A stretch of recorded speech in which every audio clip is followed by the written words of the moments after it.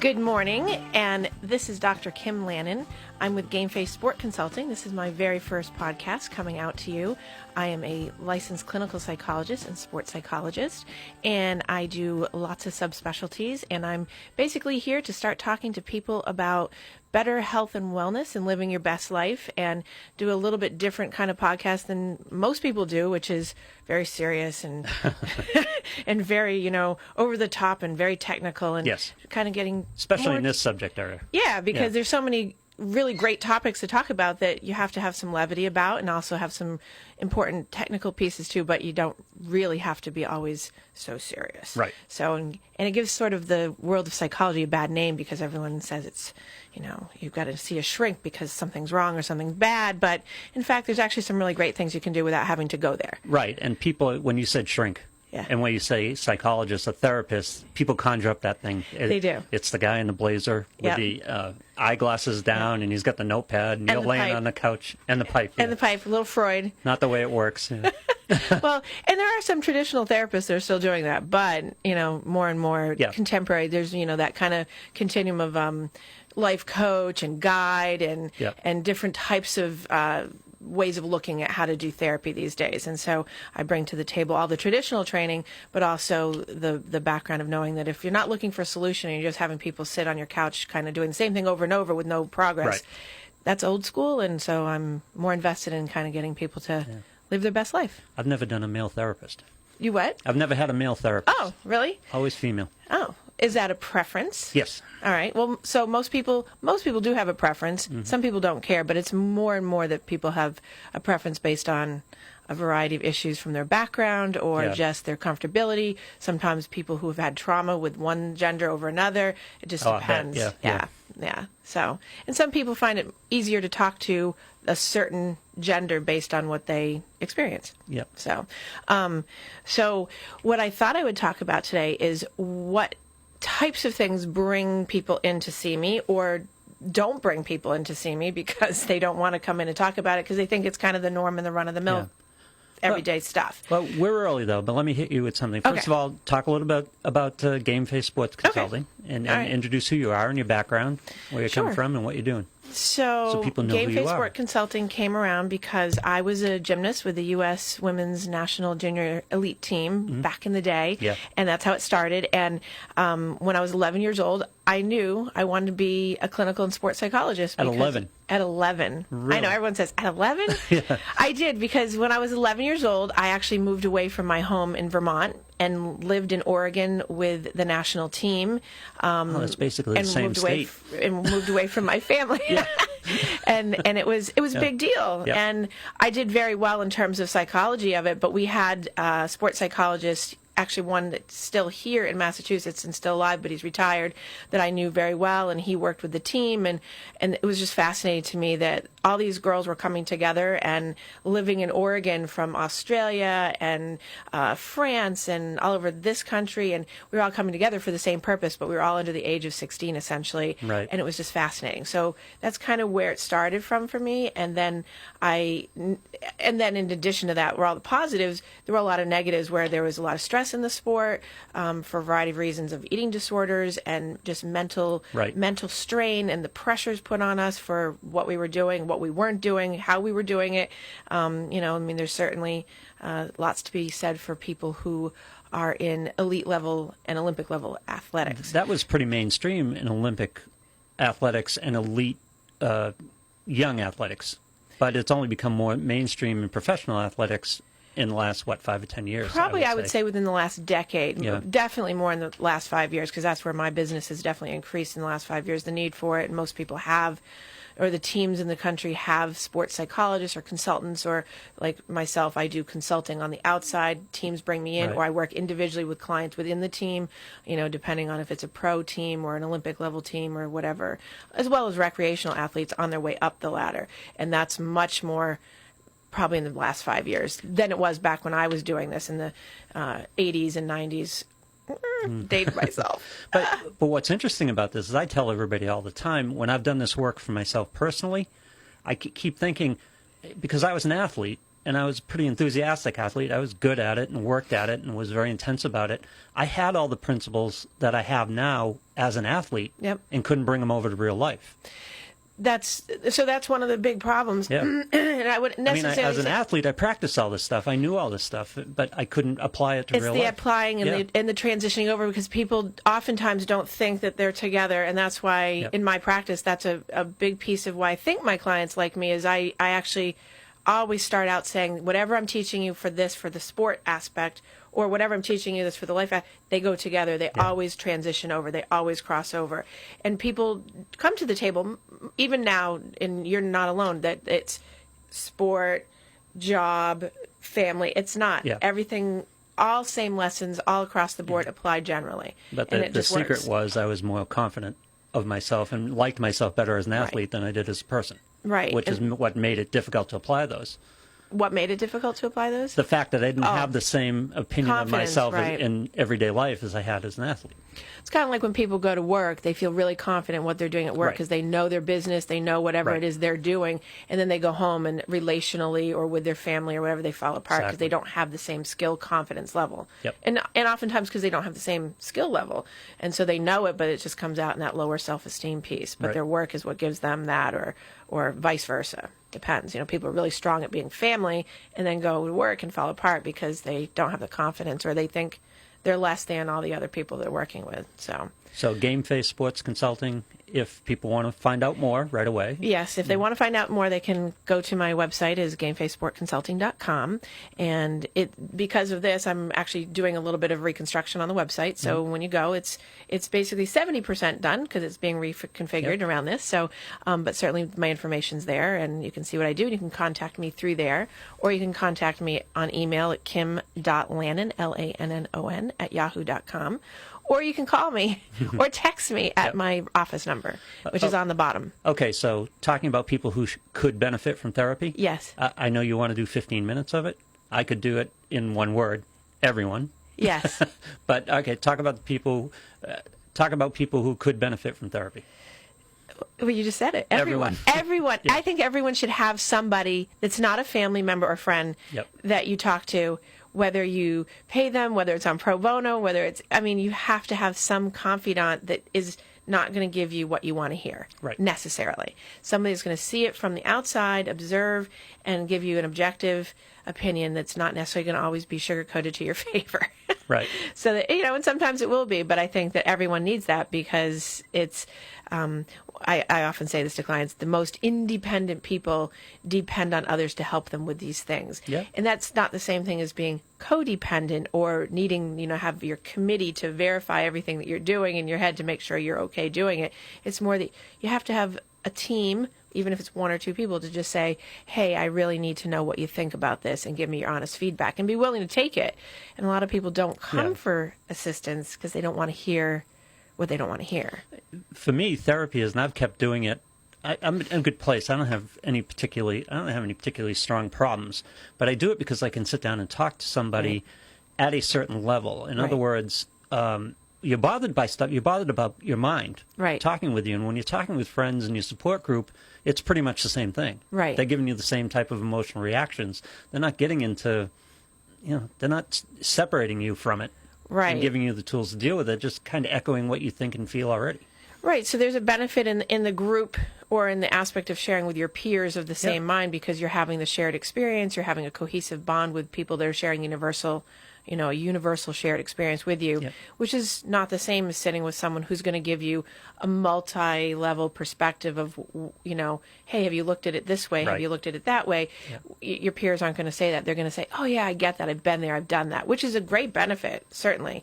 Certainly that's what, all the groups, the support groups are based on, AA, NA, SA, all the A's. They're all based on that peer bond. But, you need that extra, sometimes people need that extra generation of perspective. And I think you mentioned it, my favorite therapists were the ones who didn't let me get away with anything. Right. Yeah. And that's why, so not to toot my own horn, but I often have clients will say, oh, I've been to other therapists who never said that, never got there. We didn't do that. That's why I left them, because they weren't doing that. And I love this. And I have people that have been with me for 15, 20 years. I've been doing this for 24 years.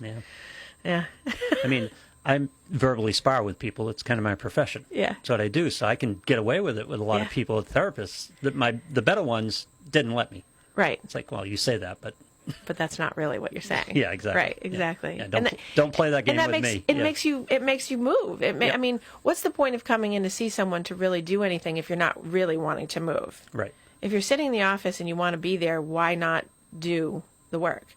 But there are people that don't do the work because it's hard. It's painful.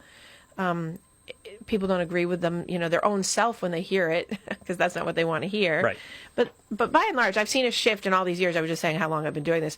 I've seen a shift over the 2 decades plus that I've been doing this of people that really want to do the work more than they did before, because the stigma's come away a little bit. Yeah. Not all, but it's easier, more accepted, and I think problems now, there's always been problems, but I think there's such a multi-level layer of problems for people based on social cultural issues, money, job requirements. I think it's just changed in the time, and social media and all this stuff. I think that it's become much more acceptable, much more attainable, much more approachable, and people are much more in need because there's so many things going on in people's lives than there were before. It's not as easy as it was when I grew up. I think it was a little bit easier, right? Because we didn't have all this stuff, even though there were pressures. I grew up with pressure, but if I grew up now, I think it would be very different. I watch kids in my life, and I thought, oh, I'm glad I grew up when I grew up, because it's not the same. Girls have everything much harder, much earlier than in the past. For guys, too, it wasn't acceptable to ask for help. Right. You just, right. Well, the managing... deal with it, rub some dirt on it and keep going. Well, and the managing way for guys was, throw yourself into work. If you're, as you're coming up through, find another way to do it. Yep. Get into fights, channel it through alcohol, drugs, sports, things that were, some things were healthy, but I mean, the general old school kind of thing, which is still out there, is, stuff it for men, Man up. Push it down. Don't talk about it. There's no crying. There's no crying in the locker room. Yeah. Right? Or, especially like our age, we're not the same age. I'm older than you.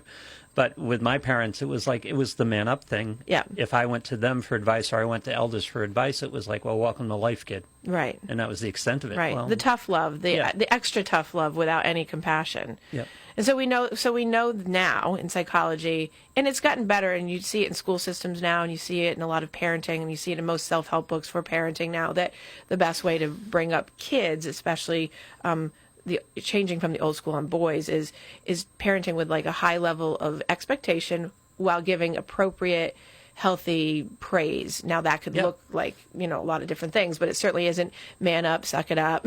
No. That's not the message, because then it ends up becoming down the chute of people landing in my office long term for low self-esteem issues or alcohol and drug issues, because they had that disconnect from being able to communicate. But kids rise or fall to expectations. It's good to set a bar for them. Right. They'll try to meet it, and you don't land on them when they don't. Right. You help them. Right. Yeah.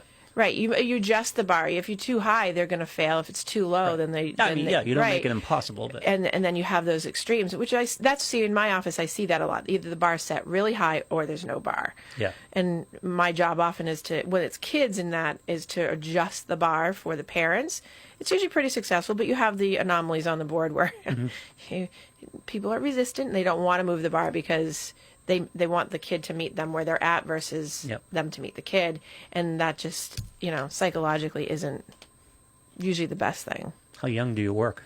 You what? How young do you work? I only go till 6 years old because I have found that, and people do, and I'm kind of 2, surprised 3, by 4, that. and 5. Yeah. So 6 years old, and usually I keep my sessions only 30 minutes for 6-year-olds, Sure. Unless their superstar can hold their attention, because the attention span is very short. Right. Yeah. And I find them doing barrel rolls across my rug. I have one kid that, for years, that would come in. He's older now when he doesn't do this, but he would come in and he would do a headstand. Rudy. He'd come in and he would assume a headstand on my couch, and he'd spend the whole session upside down the whole time. And then as soon as it was over, he'd come down. I have chocolate in my office. You get chocolate when you leave. Yep. So he'd get his chocolate, and that would be it. But he wouldn't talk about anything unless he was upside down, inverted, in a headstand on my couch. Yeah. So Yeah. that, Well, whatever. and he would do 45 minutes, so that was good. As long as it's working. Exactly. Yeah. And he still sees me for maintenance now, and he's in college, but he doesn't stand in headstands anymore. Okay, so tell me also about, and if I'm getting you off track. Oh, you're okay. I'm sorry. That's okay. I have 2 kids. Uh-huh. I have a 24-year-old girl and a 20-year-old son. Okay. And dating someone now is a 14-year-old girl. And I'm just seeing the difference in 10 years between what she's facing, what she's got on her plate, and what my daughter faced. And I don't know, maybe it was the upbringing, maybe it was a specific situation, whatever. But it seems like the world has changed a lot in the past 10 years. And it has. For And teenagers. And I think, so there's a variety of things, and, people want to jump on the bandwagon often about it's social media. I mean, I think social media is a big change, huge, and you can't deny that. So I think that is a big thing. I think that the disconnect of how much technology, technology connects us so amazingly across the world and everything, but it also disconnects us. So the changes in pressure, the change in what happens, the face-to-face on us talking versus Right. being able to talk on the phone and looking down, it's such a different world that you and I grew up in, or even, and that's only a short, distance between what we're talking about right now. It really is, even though, we say we're old, but, well, I'm old. You're not old. I'm old. But we didn't have that, and so the connection between people is what I find. Both That's changed. That's the last 10 years I talked about. Yeah. The only reason I'm on Facebook is because my daughter went on Facebook. Right. When she was young, and I said, well, I got to be on. I got to be a friend. I got to be on top of it. Right. So it was wasn't new by any stretch of the imagination 10 years ago, but for me it was. Right. And it's obviously 3-year-old. Everyone's got a Facebook page now, and all the kids have a cell phone. Right. And it was kind of for us at the time, because our kids were going to school out of district. It's like, no, they're going to have a cell phone. Right. Because they got to get me when they need to get me. Right. For whatever reason.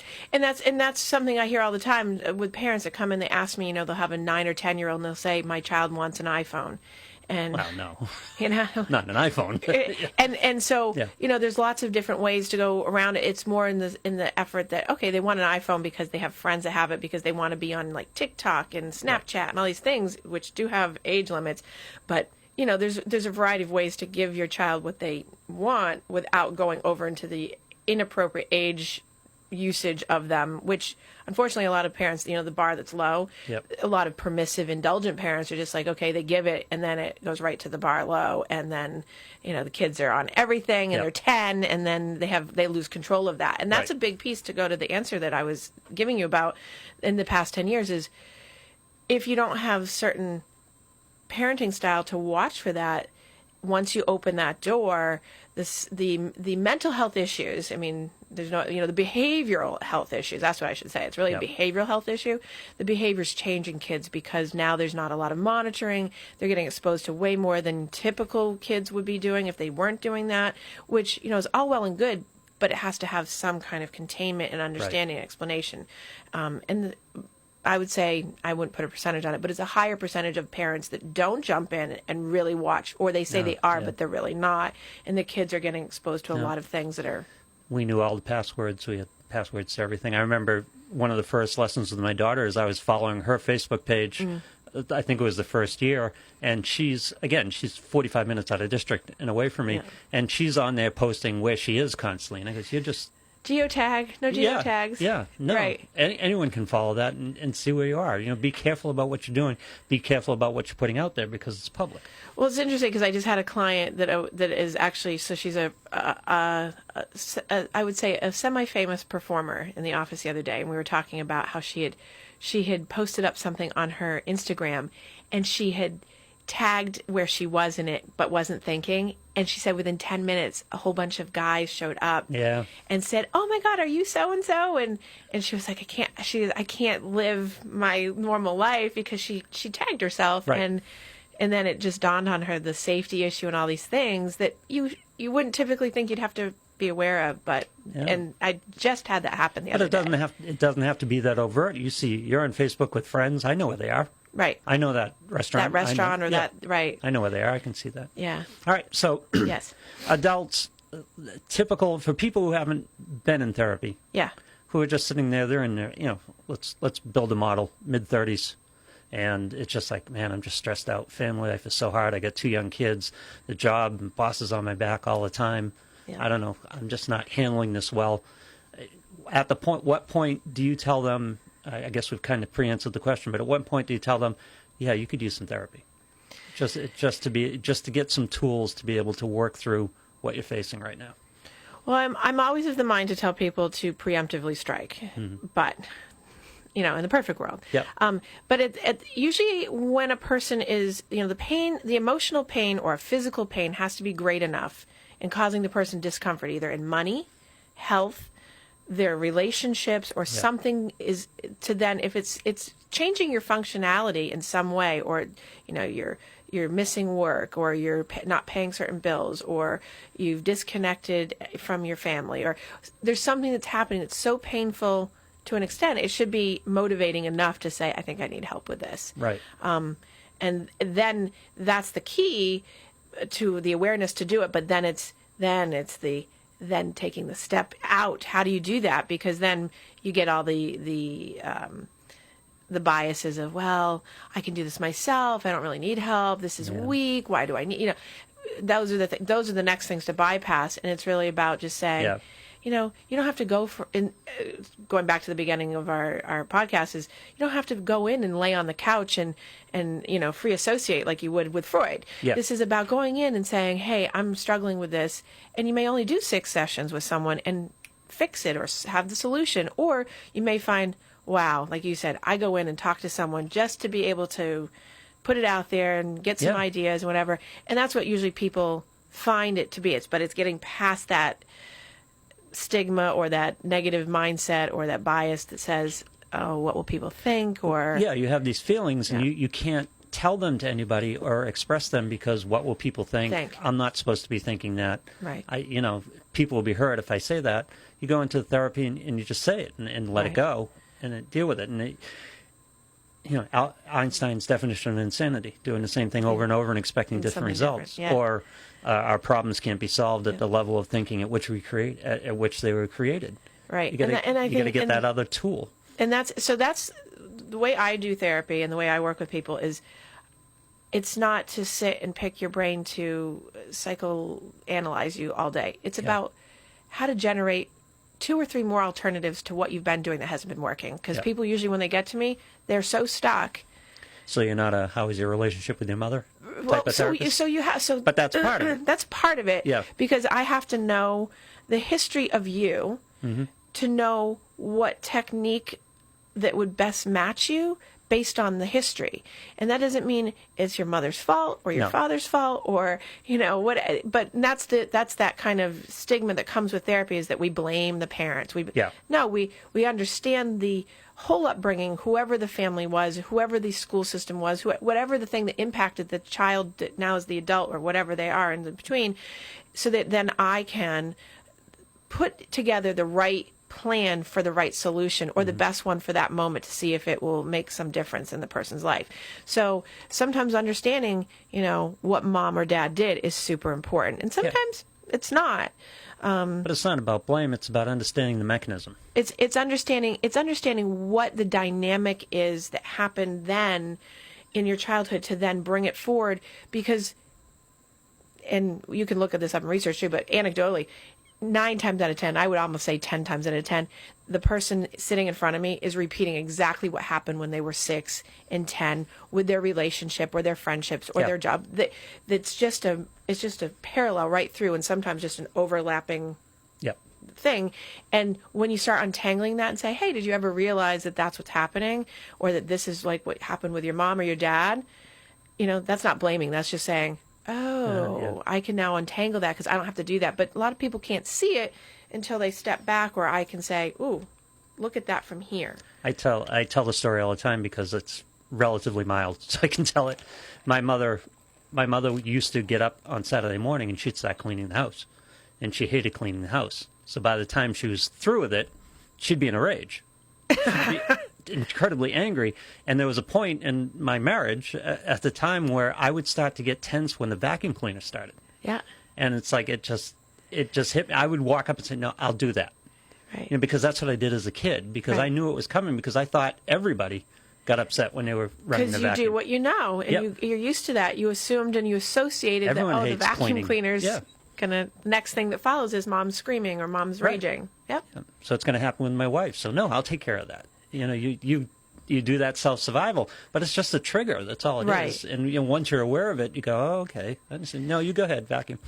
But people go through life Yeah. having all those triggers around them, Right. and just doing life with all that stress, and then never bother to do anything about it because There's so many of those it's going what on, they those know. type of triggers. Yeah, exactly. You do what you know. You know, you raised in an abusive environment. You think abuse is normal. You're raised in, right? You raised in an alcoholic home. Alcohol around you and drinking is normal. You're raised in like a perfect, nobody fights home when that's impossible. Like Yep. something has to. There's something. That's what you know. So when you get into a relationship and there's a fight, you get all scared. I mean, absolutely, all those things play out, but people's oftentimes aren't aware. I mean, I get people in the office all the time, and I say, so what are you thinking about that, or what does that make you feel? And they say either I'm not thinking about anything, which is never true, Right. or it doesn't bring up anything for me, or I don't feel anything. Not true. All not true. But it's because they're so used to just this is normal, right? This is fine. Yep. Isn't this your life? So you're dealing with this. You have all these reactions, all these cycles, and then you meet somebody, Right. And you get into a relationship, and they've got a whole different perspective, Right. And what they say, how they react to something, like, my ex-wife would look at me. You want a vacuum? What are you, nuts? She had that wasn't part of her thinking, Right. but it was because she's it was coming with critical her to me. her normal. Yeah. Your normal and her normal are coming together, and Yeah, because you come from different worlds. You're swimming in different waters, and so you have to reconcile that. And it's Right. really hard to deal with it when some of the stuff is so ingrained. So right. I guess, and let me make this statement. You can dispute it if you think it's wrong. Part of therapy is awareness. Yes. Just making you aware of all the stuff that's going on, because awareness is the first step in dealing with it. Yes. So as cliche as that sounds, it really is. It's if you're not aware and you can't get to Like as soon as I became aware of, oh, that's why Yeah. I'm nervous. right, and Because that's why the yeah. history of someone is so important, because you can relate it's the aha moments when people have that awareness of because yeah. it's relieving, because all of a sudden you're like, oh, I'm not crazy, or I wasn't wrong, or I have been validated in that experience, because that's not normal or whatever. Yep. But yeah, awareness is number one, and people have awareness to a certain level, because especially if you're going into someone, obviously you have an awareness. Yep. You're coming in to see me, you're aware that something's up. Yep. But oftentimes, more often than not, you're not aware of how deep Yeah. it is. It's insidious. And in the people I see, because I see a lot of addiction, people in Yeah. recovery, athletes who have multiple layers of, fame, fortune, the pressures that have come up from childhood to be that as an adult, whatever their sport is. And then I have, just my very typical, like, everyday people are dealing with divorce and marriage and death and loss of pets, and they're all the same in terms of they all have their story, and they have to be made aware of why they're feeling the way they're feeling, and they just don't understand it, and that's why they usually end up, because they can't Right. process it past the point that they've already gotten, because that's where they've gotten. That's it. Yeah. And We so do. helping, it's like an extra layer of awareness that I bring to the table. Like, We do a couple addiction shows here, and Yeah. on one of the shows we did yesterday, someone had asked in the comments, because if drugs are the answer, what's the question? And the person who hosted the show, who is a recovering addict, didn't understand the whole premise. And I said, what they're saying is, the next step is, why are you taking the drug? Why are you addicted? right. What's the question? And that's often totally difficult. And that's awareness. When you start saying, I'm taking the drug because of this, the addiction has to be beaten. That's a whole separate issue. Right. But when you start, after the recovery, when you start asking the question, why do I want this drug? And then the next question is, how is that going to help? Right. What it is I'm really trying to fix. So I teach at one of the colleges locally here, Mm-hmm. and I teach in the addictions program for the KDAC, the Certificate for Counselors in Drug and Yep. Alcohol Counseling.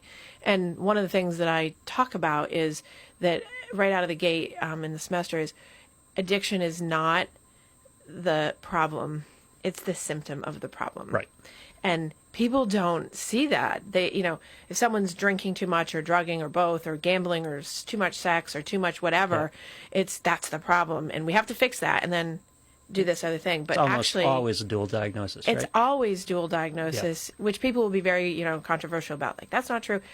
My experience tells me, and my experience tells me that it's always a dual diagnosis, and the symptom of the problem is whatever the excess thing is, and then looking at, so you have to get that under control, certainly, because then you can't really do enough work if you don't. But people that come in and out of, detox, rehab, it's usually, in my experience, that they're not doing what is the real problem. Not addressing the cause. Right. Yeah. And in contemporary times...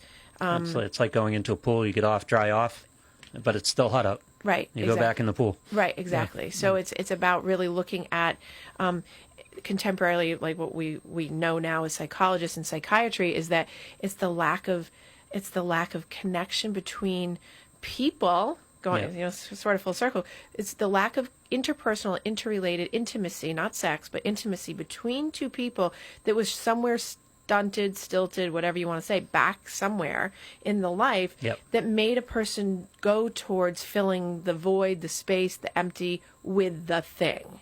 And then that thing became the thing. Right. Right? And so when people can really get that grasp that, okay, we've got it under control here, but we have to now do this and do some repair work, which you can't fix the past, but you certainly can get an understanding through awareness and manage it better in your head, then these two things start to settle. Anytime you've got a behavior or an outcome or a feeling that you don't want, as long as you can sit there and say, well, I know why this is happening, that's the first leg up. Right. As opposed to just immersing yourself in the feeling of behavior. You just understand, okay, this is why I feel this, or this is what's hurting me now. Right. Yeah. Right. Part of that is, and again, I may go sideways on this one too, but part of the work I've done recently is that the simplest way I can put it is the difference between saying I am angry and I feel angry. Right. And it's understanding that whatever your emotions are, whatever your mind is giving you, that's not you. Because too many people live in their mind, they live in their reactions, and they say, I'm really mad. No, you feel mad. Right. And so that separating the intellect can get separate from that and start to deal with it. So to your point that talk about with my clients and with people in my life, and it's the semantic difference, even though it's sort of can be annoying to some people because it does. It's like, oh, well, what's the big deal? When you start talking I am versus I feel or I think, the actual, it's such a difference in the way your body responds physically. Like we talk about pain issues. I have a back issue, or I feel pain. The different words you use to describe things really changes the way the outcome can happen mentally, because it all connects in. But that I feel sad, I feel happy. I mean, people often, I say, how do you feel? And they'll say, well, I think that. Yeah. I say, no. Yeah, how do you feel? I feel what? And I always say, and I have to give examples. It's not because people don't get it because they're not smart. It's because it's so used to, I think that I think that you, it's never I feel, it's I feel sad, I feel happy, I feel excited, I feel worried. People don't do that on a natural day-to-day basis in life. It's I think I feel that you. I think I feel that you. Yeah. Getting that, the dialogue. Getting that separation or the observer position is so important. I remember interviewing a woman. She was doing chakras or something, but we were talking about it, and I made the mistake of saying, because I believed it at the time, well, it's what you feel. You can't change what you feel. She goes, oh, wait a minute. She goes, so you're standing on the sidewalk with your wife and your young child, and you guys are in a fight. And you're angry with each other, and you're going at it really hard, and all of a sudden you hear brake squeal. What happens? You start looking for the kid. All of a sudden, those emotions turn off, and you start making sure the kid is safe. Right. Right? You can change your emotions. Right. Your emotions aren't you. Getting in that position, once you do that separation, say, I feel angry, that gives you a separate person to change it. Right. As opposed to, I am angry. Because it's like you're owning it as the onus of who you are. It's like someone that says, I am depressed versus I feel depressed. Right. I am an addict versus I'm in addiction or I have addiction. I have an addiction. It's not I am. You know, we are sons and daughters, but that's not the same thing as saying I am an addict or I am depressed or I am. I am is so much pressure. Yeah. I am a failure. I am stupid. I am, bad. I am not whatever Right. that is. It's just such a mental gymnastics game in someone's head that has been. Go back to the history. That is usually a long running tape Yep. that people aren't aware of in their head because it's become that's what their norm is, that I am nothing. But if you say I feel angry, Right. you understand that your mind is telling you you're angry based on a set of Something's circumstances. happening. Yeah. Right. And Right. that's not you.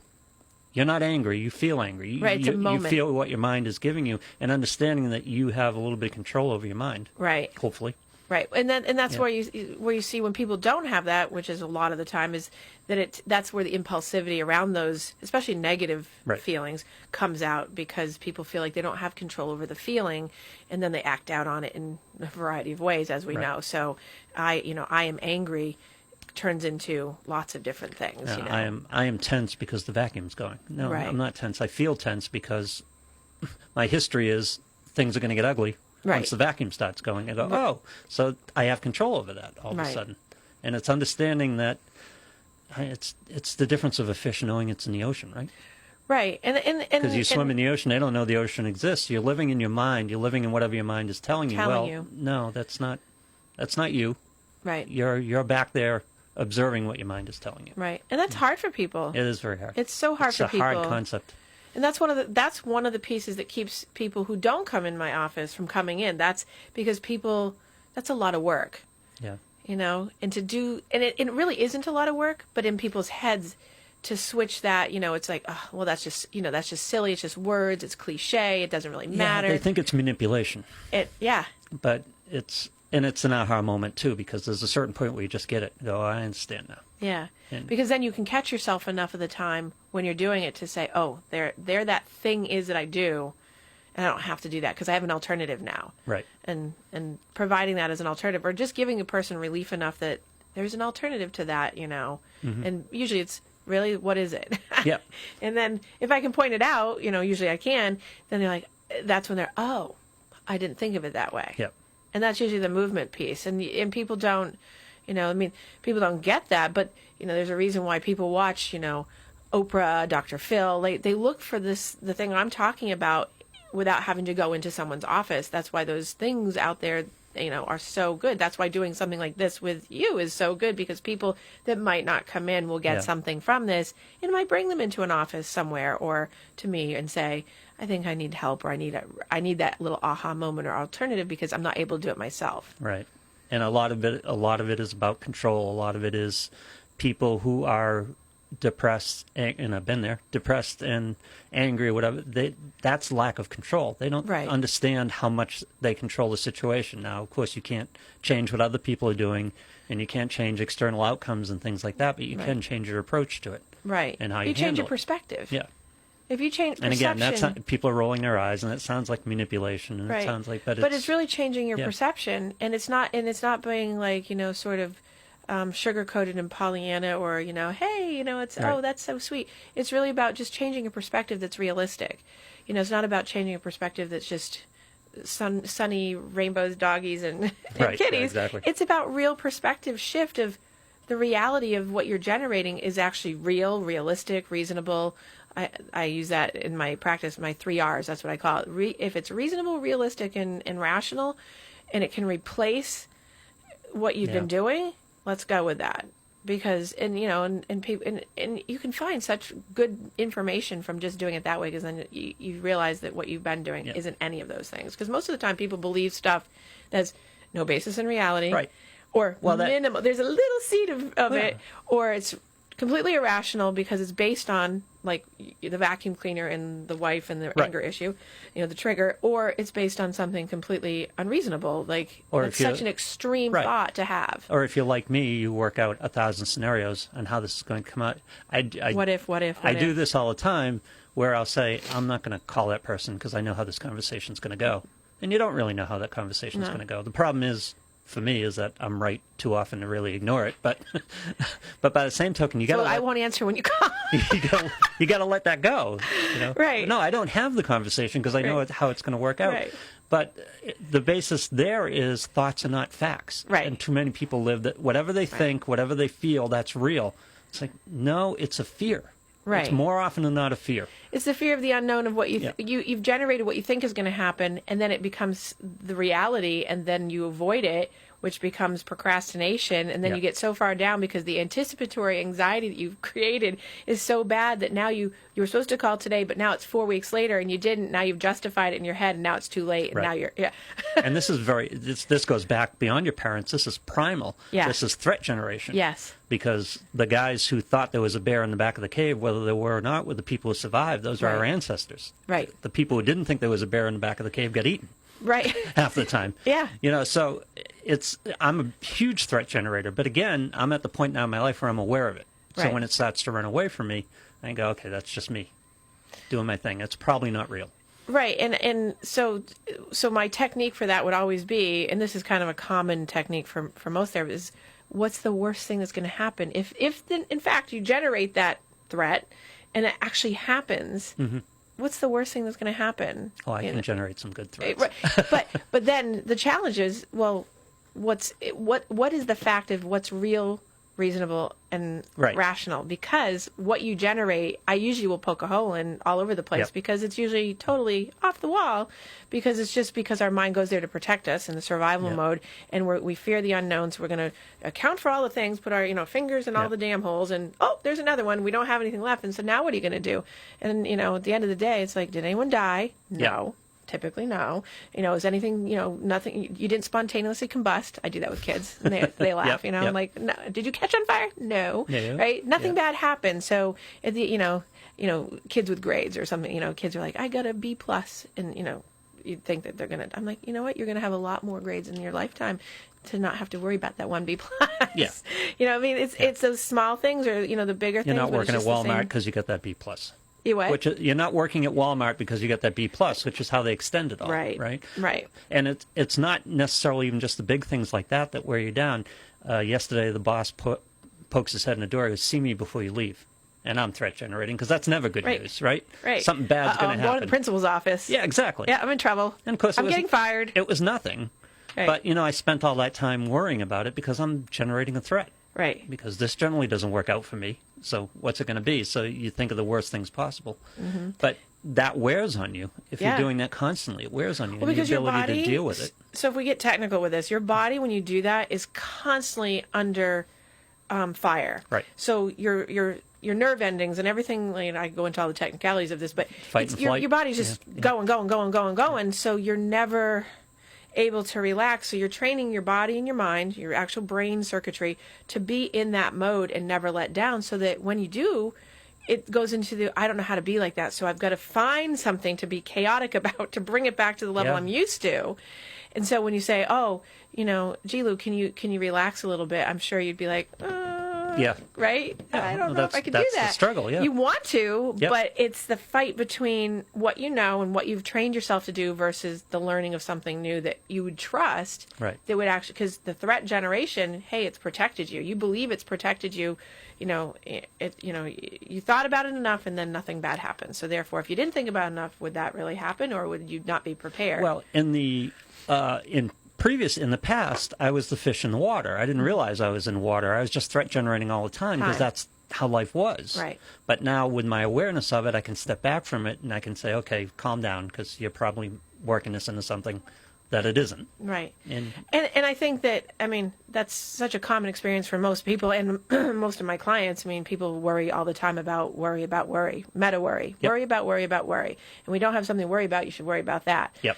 So I try.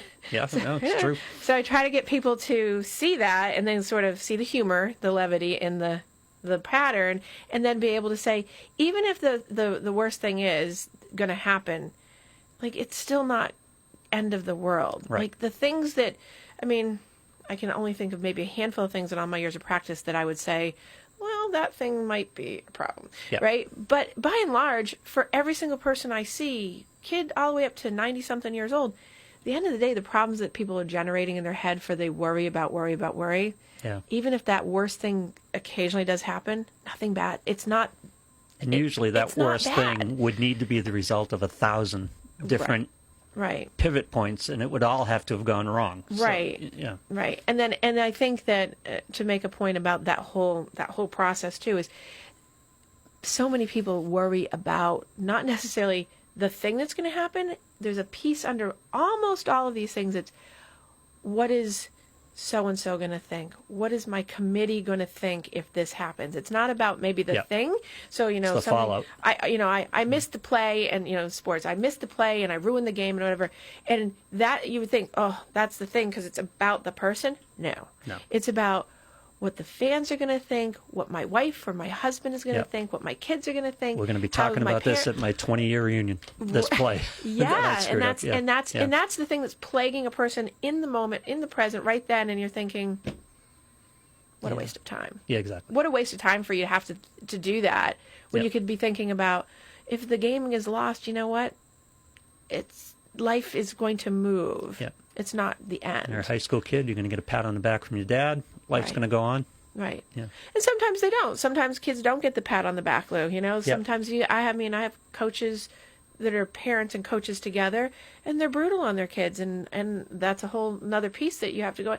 But at the end of the day, it's still like when I'm working with a kid that has a parent like that or a coach, I'm like, this will pass. Yep. And it's not that this will pass. It's this will pass because it will. This is how life goes. Right. It's going to move. And if you look at it that the coach is overly invested or that they're living through you. And I'm very honest with kids that have parents like that. And most of the parents that come in, if they were willing to, I'll say, you're over invested in your kid. Yep. You're making too much pressure around this. You need to back away.